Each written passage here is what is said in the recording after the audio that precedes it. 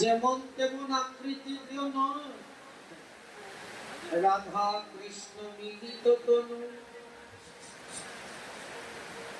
রাধা কৃষ্ণ মিলিত তনু আমার গৌর হরে।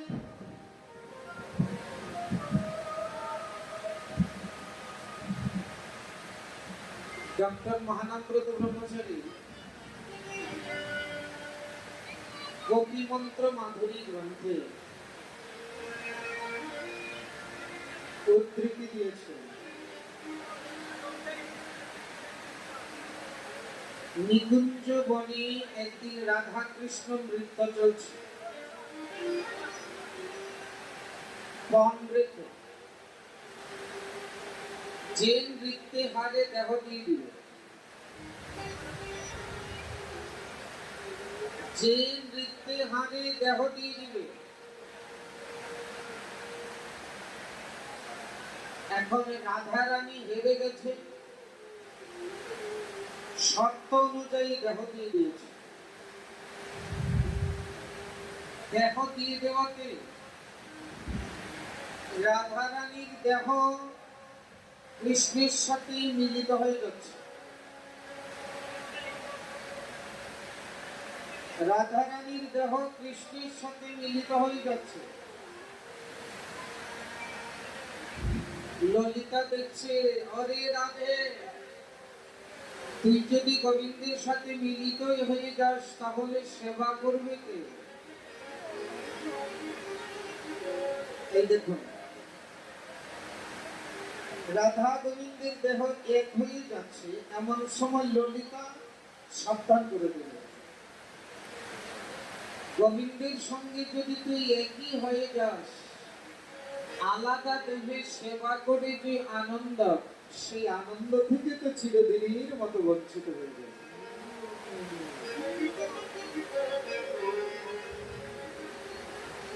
তো ললিতা যখন সাবধান করলেন, তখন রাধারানী গোবিন্দকে সেবা করার জন্য তার একটি অংশ বাকি রাখলেন, আবার গিয়ে গোবিন্দে মিলিত হয়ে গেলেন। এই যে রাধার কৃষ্ণ মিলিত হলেন নিকুঞ্জ বনে, বৃন্দাবনে। এই নিকুঞ্জ বনে ওই রাধার কৃষ্ণ মিলিত হয়ে গৌরাঙ্গ মূর্তি ধারণ করলেন, আর যে অমিলিত স্বরূপ মানে ঠেকিয়ে দিলেন, একটা অংশ আলাদা রেখে দিলেন, এই অংশটুকু হলেন গদাধর। সেজন্য গৌরাঙ্গ মহাপ্রভু যদি রাধা কৃষ্ণ মিলিত তনু হয়, তাহলে গদাধরকে, আর গদাধর যদি রাধারানী হয়, তাহলে রাধা কৃষ্ণ মিলিত তনু গৌরাঙ্গ মহাপ্রভু কি হবে, কি করে হবে?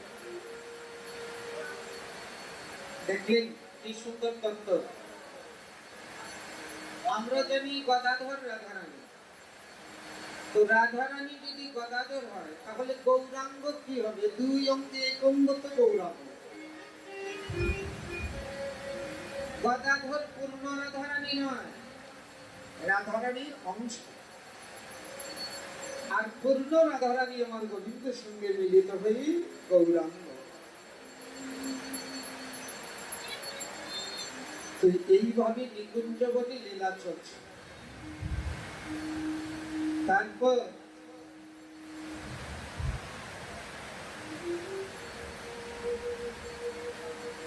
গোবিন্দ একদিন রাধারানীকে বলছে, হে রাধে, তুমি তো আমাকে সবকিছু দিয়েছ, কিন্তু একটা বস্তু দেবী, এটা তোমার স্বতন্ত্র, সেটা কি? তোমার যে প্রেমের ভাণ্ডটা, তোমার যে প্রেমের ভাণ্ডটা, এটা আমাকে দাও।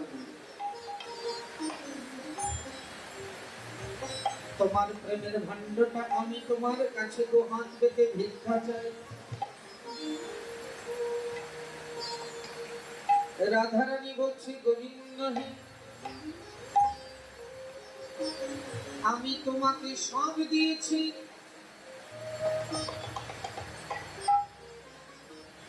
আমি তোমাকে সব দিয়েছি, আমিও আমার নিজেকেও দিয়ে দিয়েছি, কিন্তু আমার প্রেমের ভাণ্ডটা তোমাকে দিব না।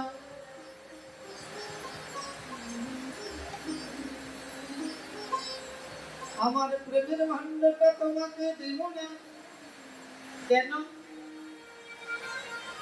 সবই তো আমাকে দিয়েছে, তো প্রেমের ভাণ্ডটা দিবে না কেন?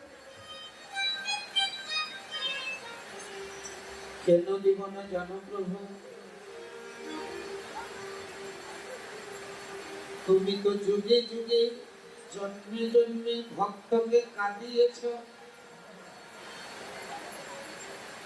তুমি নিজে তো কোনোদিন কাঁদতে জানো না।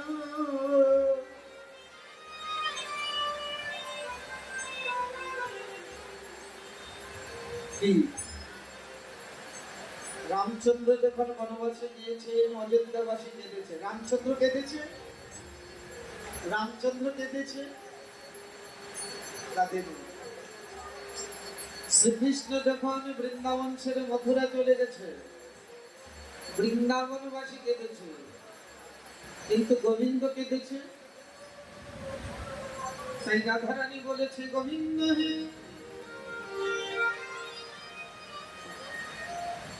তুমি তো যুগে যুগে ভক্তকে কাঁদিয়েছ, তুমি তো কাঁদতে জানো না। তাই আমি তোমাকে প্রেমের ভাণ্ড দিব না। কেননা তুমি তো জানো না, প্রেমের ভাণ্ড যাহার কাছে থাকে, এই প্রেমের ভাণ্ডটা যাহার কাছে থাকে, তার যে সারা জীবন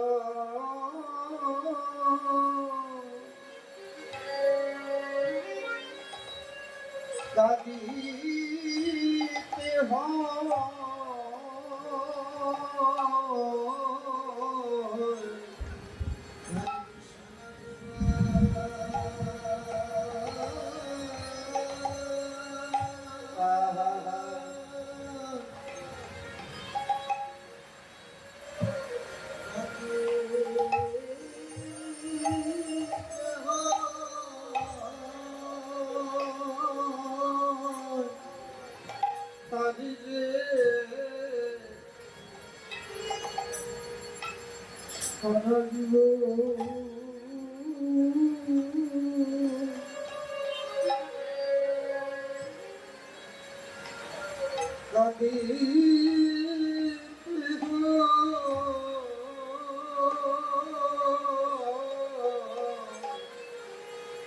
নিতাই গৌর হরি হরি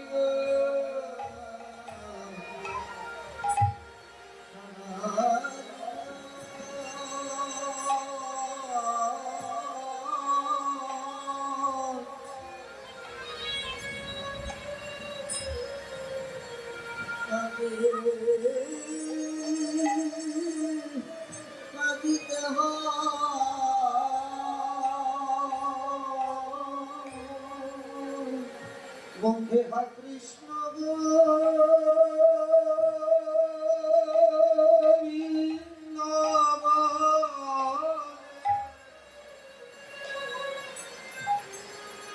সুতরাং সারা জীবন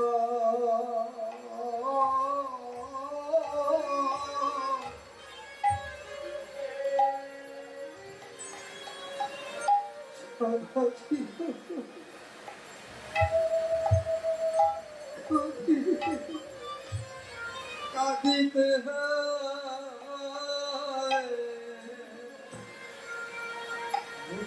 কৃষ্ণ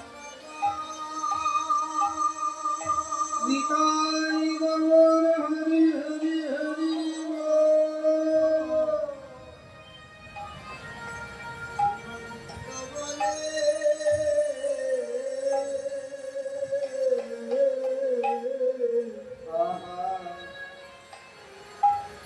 সারা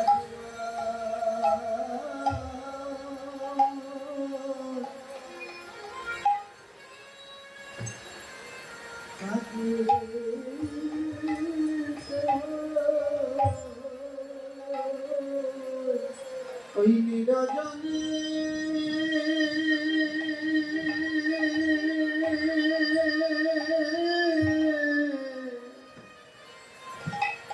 নিরজনে বসে বসে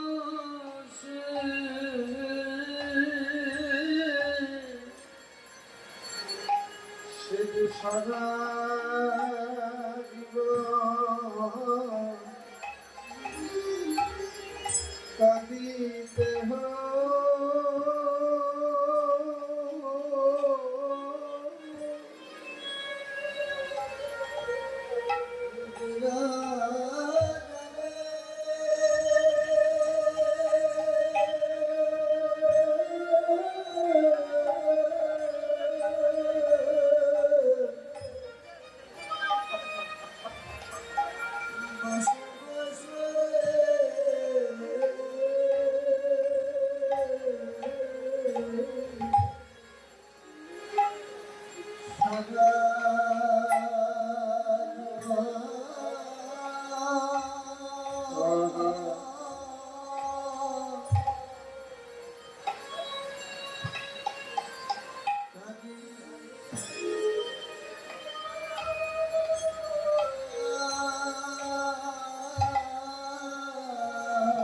চোখের জলে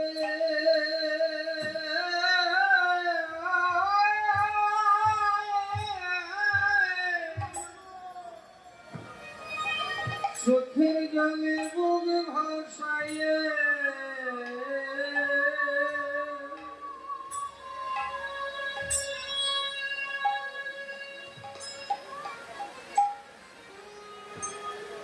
কাঁদিতে সারা সারা জীবন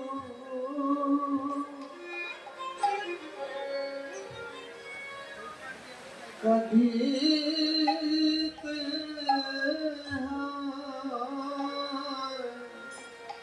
চোখের জলে নিতাই গৌর হরিবে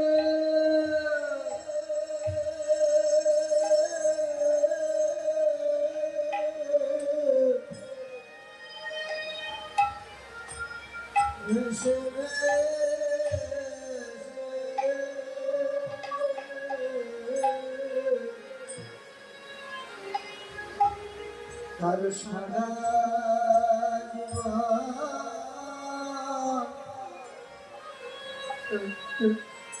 কাঁদিতে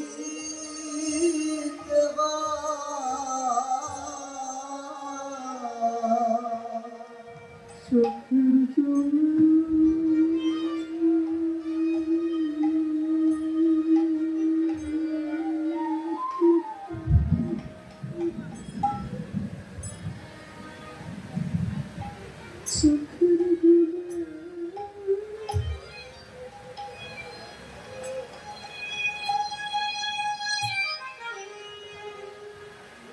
বুক ভাসাইয়ে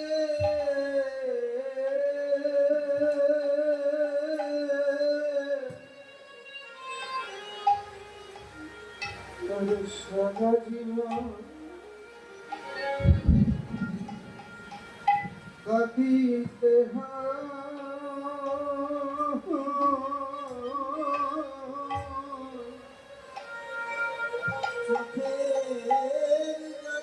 নিতাই গৌর হরি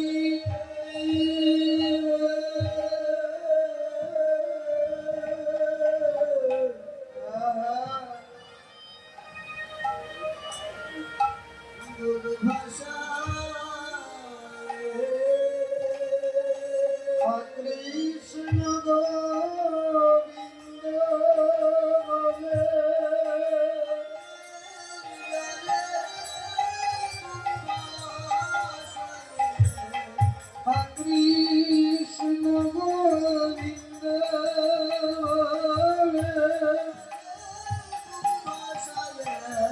কৃষ্ণ গোবিন্দ বলে কৃষ্ণ গোবিন্দ বলে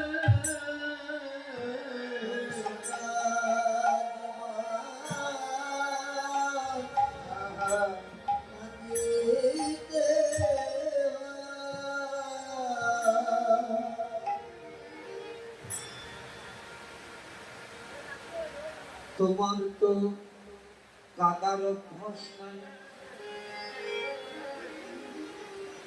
তোমার অভ্যাস হয়েছে তোমাকে যে ভালোবাসে। এই জগতে যারা যারা তোমাকে ভালোবেসেছে তাদেরকে সারা জীবনে কাটতে হয়েছে, সারা জীবন কাঁদতে হয়েছে তোমাকে যে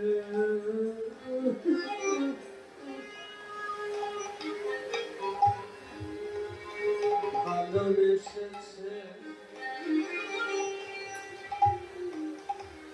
তারা সারা জীবন কাঁদতে হয়েছে।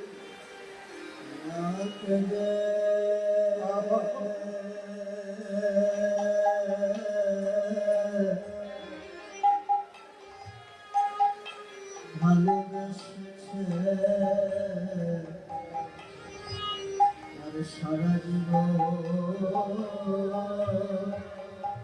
কাঁদিতে হয়েছে।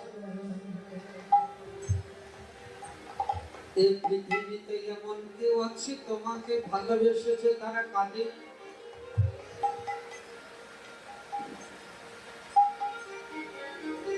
তাই তুমি তো ভক্তদেরকে কাঁদাও, তুমি তো নিজে কাঁদতে জানো না, তাই এই প্রেমের ভাণ্ডটা তোমাকে দিব না।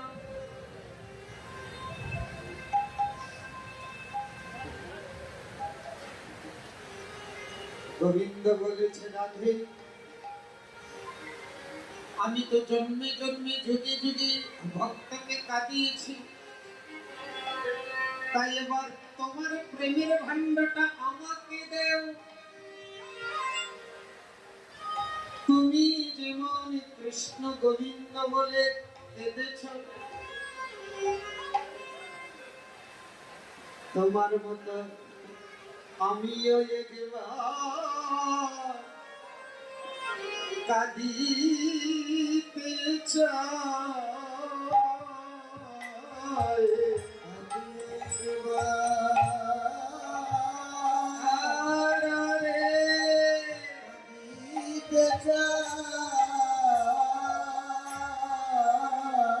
ওই মুখে জয় রাধে শ্রী রাধে বলে আমি